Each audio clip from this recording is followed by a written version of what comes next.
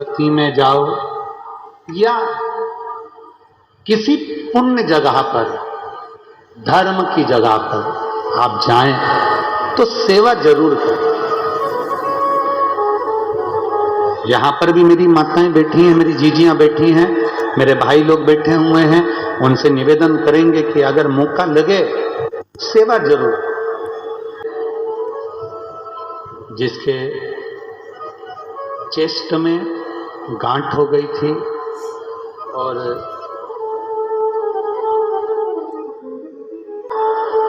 नंदेश्वर, पति रामदास नंदेश्वर, पता बड़कुही number 6, post बड़कुही, थाना चांदा मेठा, तहसील परासिया, जिला छिंदवाड़ा। कहीं बैठी हैं? अगर कहीं बैठी हो तो हाथ हिला सकती हैं। हाँ, दोनों हाथ ऐसे हिला दो दीदी एक बार। हाँ ठीक है, दिख गए।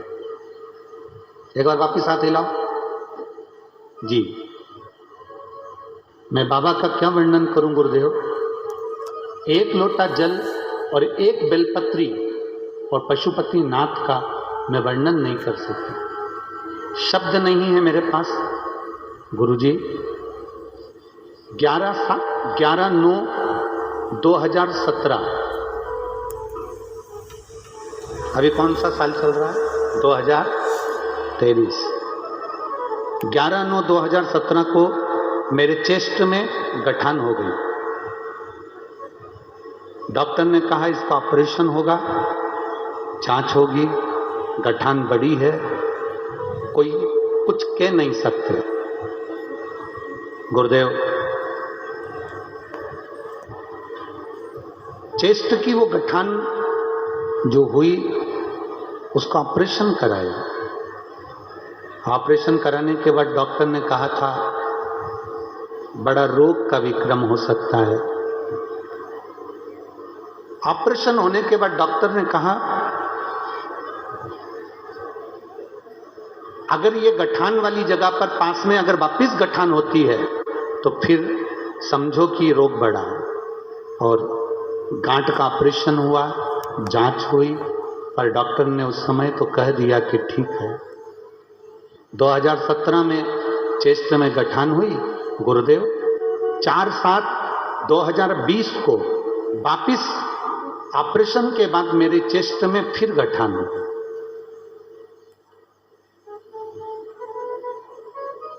अब 4/7/2020 को वापिस गठान हुई, फिर वापिस उसका ऑपरेशन करवाया। ऑपरेशन करवाया तो डॉक्टर ने कहा कि ये रोग बड़ा है, संभालना मुश्किल है। अब आप स्वयं जान सकते हो। 21/10/2022 में फिर चेस्ट में गठान हो गई। अब डॉक्टर कहते हैं गुरुजी ऑपरेशन कर भी देंगे तो फिर गठान हो जाएगी, अभी ऑपरेशन के लायक शरीर नहीं है। हमने डॉक्टर साहब से कहा डॉक्टर साहब दवाई गोली दे दीजिए। उन्होंने दवाई गोली दे दी, ऑपरेशन की फिर तारीख निकाली। इतने में पड़ोसन ने कहा कि एक काम करो, थोड़े दिन शंकर के मंदिर तो जाओ और एक बेलपत्री जो शिव जी के मंदिर में चढ़ी हो उसको उठाकर लाओ और उसको खाना चालू करो। गुरुदेव मेरे शरीर से इतना बल नहीं कि मैं जा सकूं। 2-3 ऑपरेशन हो गए। परिवार के एक सदस्य से कहा कि तुम बेलपत्र ला कर दे दो। मेरे परिवार का एक सदस्य भाई बेलपत्र ला कर देता, मैं खाती। गुरुदेव दूसरी बार जांच कराने के लिए 20 दिन के बाद हम ऑपरेशन के लिए जाने लगे। डॉक्टर ने कहा आपके शरीर में जो गांठें थीं अब वो समाप्त हो गई है और तुम्हारा रोग भी ठीक हो गया है। सुनीता बाई बघेल जिन्होंने पत्र में लिखा है कि मेरी भांजी को कैंसर हो गया था और कैंसर होने के बाद उसके ऑपरेशन हुए। ऑपरेशन होने के बाद भी उसका शरीर ठीक नहीं हुआ तो डॉक्टरों ने जवाब दिया। तब हमने केवल अपनी भांजी से एक ही बात कही, जितना समय मिले आप देवाधिदेव महादेव की आराधना करो। उस भांजी के लिए हम 3 जगह पर कथा सुनने के लिए गए। पंडाल में बैठे एक ही काम करते थे गुरुजी, पंडाल पे से सब उठकर चले जाते थे, तो पंडाल में जो कचरा पड़ा रहता था उसको उठाकर ले जाकर एक कोने में डाल देते थे। मैंने बैतूल की कथा सुनी, भोपाल की कथा सुनी, इंदौर की कथा सुनी। आज मैं बाबा को नमन करने के लिए आई हूँ। गुरुदेव, मेरी भांजी का कैंसर ठीक हो गया है, इसलिए मैं बाबा को यहाँ नमन करने के लिए इसको पिलाया है। किसी का मुख अगर एक जरा सा भोजन से भी झूठा कराया है तो लिख कर रखना कि मैंने इतनी तारीख को शिव कथा के अंदर ये पुण्य करा था, वो तुम्हें 3 महीने में बाबा क्या देता है ये उसके ऊपर करना। 1 महीने में अगर काम ना हो, 2 महीने में काम ना हो, 3 महीने में काम ना हो, एक बार पशुपति व्रत से काम ना हो, एक बार 16 सोमवार के व्रत से काम ना हो, एक बार भगवान के जल चढ़ाने से काम ना हो, छोड़ना मती, क्योंकि जितना संबंध परमात्मा से पुराना होते चले जाता है, भगवान उतना भंडार भरते चला जाता है। संबंध पुराना, परीक्षा वो करेगा, प्रतीक्षा तुम करिए। शिव को जल चढ़ाने वाला प्रतीक्षा करना, इंतजार करना, इतनी जल्दी डोलना मती कि मेरा काम नहीं हुआ तो मैं मंदिर नहीं जाऊंगी, मेरा काम नहीं हुआ तो मैं शंकर जी के मंदिर नहीं जाऊंगी। आप मंदिर के अंदर भी नहीं जा सकते तो शिवालय के सामने से, मंदिर के सामने से निकल कर जाते जाते श्री शिवाय नमस्तुभ्यम कहते भी निकल गए तो भी बाबा सुन लेता। सर महीने से 16 सोमवार के व्रत प्रारंभ करूं, उसका विधान क्या है? क्या विधान? कहा भगवान वर्णन करे। ऋषियों ने कहा सुनो सुगंधा,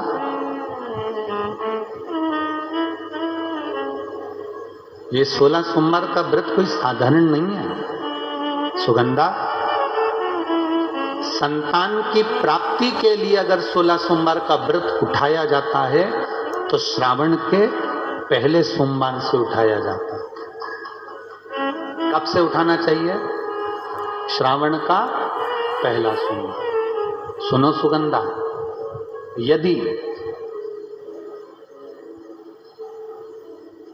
कोई विशेष बीमारी हो गई, बहुत रोग हो गया, तकलीफों में जिंदगी चल रही है, बहुत कष्टप्रद जीवन चल रहा है, तो बैसाख के महीने के पहले सोमवार से 16 सोमवार का व्रत उठाना चाहिए।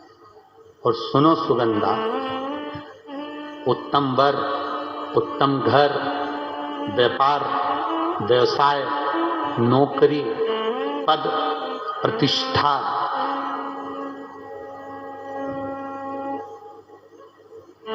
के लिए अगर हमें व्रत करना है तो मार्गशीर्ष मास का पहला सोमवार से इस व्रत को प्रारंभ कर देना चाहिए।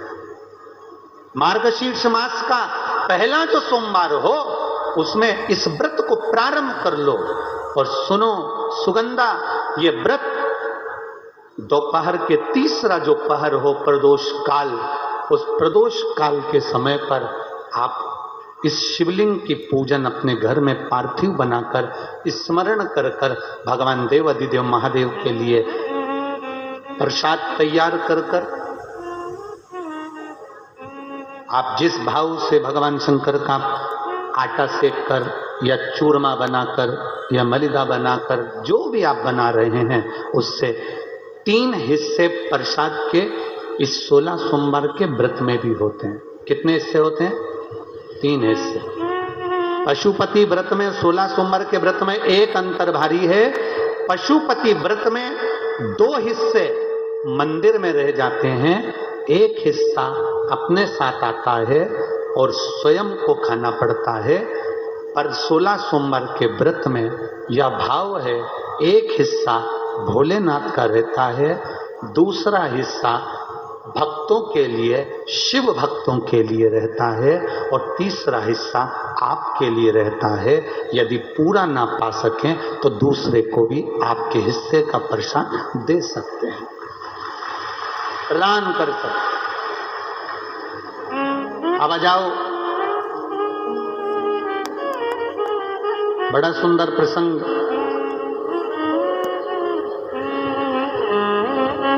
नरसिंह पुराण का आता है। एक बड़ा सुंदर प्रसंग आया। 16 सोमवार के प्रसाद को कई माताएं जब 16 सोमवार का उद्यापन करती हैं, 16 जोड़े आमंत्रित करती हैं और 16 जोड़ों को घर में बुलाकर जब भोजन कराती हैं, तो वो 16 जोड़े जो भोजन करने वाले होते हैं या 16 सोमवार के उद्यापन, हम तो आपसे यहां तक कहेंगे कि 16 सोमवार का उद्यापन अगर किसी के यहाँ मोहल्ले में, कॉलोनी में, घर में किसी के यहाँ हो रहा हो, तो उसके यहाँ आप भोजन भंडारा खाने के लिए जाओ चाहे मत जाओ, पर 16 सोमवार का अगर प्रसाद का उद्यापन का अगर प्रसाद मिल जाए तो दोनों हथेलियां फैलाकर श्री शिवाय नमस्तुभ्यम कहकर, ओम नमः शिवाय बोलकर, नमः शिवाय बोलकर अपनी कामना कर कर, किसी के अगर उद्यापन हुआ हो, दोनों हथेलियां फैलाकर उससे थोड़ा सा प्रसाद मांगकर उसी के दरवाजे पर खाकर आ जाइए, आपकी जिंदगी को सुख का अनुभव हो जाए। तो कोई पूछे ये कथा कहां से ली, तो आप बता देना नरसिंह पुराण में यह वर्णन आता। कौन से पुराण में है? नरसिंह पुराण में वर्णन आया कि एक बहुरोमा नाम का एक दैत्य था, एक असुर बहुरोमा। मार्ग से निकल कर जा रहा था और किसी एक ऋषिवर ने, एक गुरु ने, एक संत ने उस बहुरोमा दैत्य को देखा। नरसिंह पुराण का चरित्र। कोई आपसे पूछे कि 16 सोमवार के व्रत का प्रसाद का महत्व क्या है? क्या महत्व?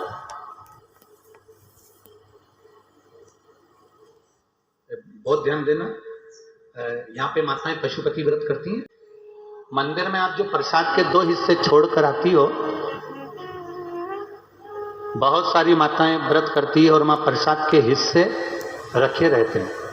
मंदिर का पुजारी हो, मंदिर के पंडित जी हो, या मंदिर की कोई नारी, कोई पुरुष, कोई बच्चा, कोई बड़ा, उस प्रसाद को एकत्रित कर लेता है और उस प्रसाद को जो भक्त लोग दर्शन करने आते हैं, जिनका पशुपति व्रत नहीं रहता, या जो दर्शन करने आए, या गांव के बच्चे हों, नगर के बच्चे हों, कॉलोनी के बच्चे हों, उनको वो प्रसाद जो वितरण किया जाता है, शिव महापुराण की कथा कहती है, हजारों हजारों अश्वमेध यज्ञ का जो फल प्राप्त होता है, वो मात्र वो प्रसाद के वितरण से, उसके पाने से प्राप्त हो जाता है। आप लोगों में से कोई माता ने करा कभी ऐसा? अगर कोई प्रसाद चढ़ाकर गया पशुपतिनाथ व्रत का, 2 हिस्सा छोड़कर गया, और बहुत सारी माताओं ने छोड़ दिया और वो सब चली गई, उसके बाद वो प्रसाद रखा रहता है, तो उसको एक तसले में, एक पात्र में एकत्रित करना चाहिए और उसको बांटना। हजारों अश्वमेध यज्ञ के फल के बराबर वो पुण्यता पशुपतिनाथ के व्रत को वितरण करने की, उसको पाने की। शिवालय में जो दीप लगाकर चले जाते हैं, दिया रखकर चले जाते हैं, वो दिया ठंडा हो जाता है। जब वो दिया समाप्त हो जाए, ठंडा हो जाए, बुझ जाए, ठंडा हो जाए, वो दिया पड़ा रहता है। 3 चीजें शिवालय में हमेशा याद रखो, उन दियों को उठाकर एक जगह पर ले जाकर एकत्रित कर कर बाहर जहां जगह होती हो, डलिया में, खोखे में, वहां रखो। वो रखे हुए दीप जो ठंडे हो गए हैं, उनको उठाकर एक जगह पर ले जाकर रख देने से जीवन में कभी विपदा की अगर घड़ी आती है, विपदा की घड़ी से मतलब होता है कोई बड़ा रोग आ गया, कोई एक्सीडेंट हो गया, उस एक्सीडेंट के समय पर एम्बुलेंस भी नहीं आई, कोई नहीं आया, आपने भगवान शंकर के सामने से रखे हुए दिए जो ठंडे हो चुके हैं, जले हुए नहीं, जो ठंडे हो गए, जिनमें ना दीप में कुछ भी नहीं बचा, वो ठंडे हो गए, उनको उठाकर आपने अगर एक और ले जाकर भी रखा है, अगर कोई आपकी विपदा की घड़ी में खड़ा नहीं होता, तो वो दीप जिनको आपने उठाकर एक और ले जाकर रखा है देवाधिदेव महादेव के मंदिर में, महादेव आपको उठाकर ले जाकर कहीं श्रेष्ठ जगह पर जरूर रखते हैं, ये निश्चित।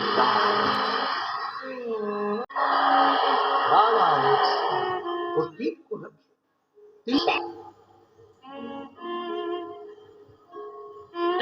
वो मंदिर में रखी हुई जल से भरी हुई बाल्टी, हंडा।